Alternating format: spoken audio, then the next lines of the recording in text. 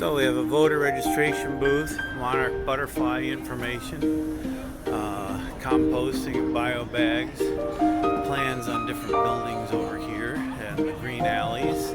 We have a live musician. You can tour the bays, play cornhole.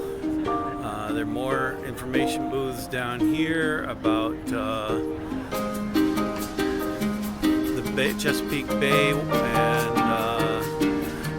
invasive species and mosquito control, and look at the salt bin here, tour some of these trucks, including the nation's only electric